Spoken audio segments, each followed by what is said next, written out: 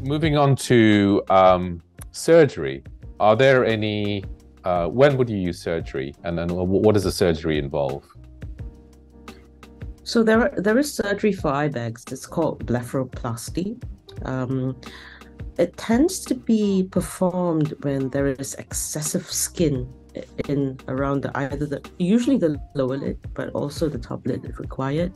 So as we age, the skin becomes less elastic, and if there is constant stretching, or even if there isn't, so if your eyes swell up and down, you can have an excessive skin formation that can look like an eye bag.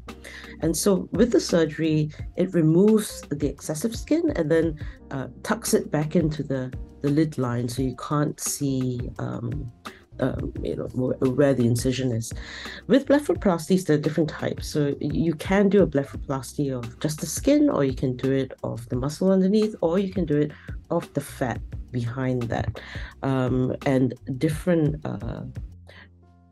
levels of eye bags and different causes of eye bags will require different surgeries. So I would really recommend talking to a surgeon about this, because it's quite individualized. But most people will find that they're very happy with the outcome of the surgery.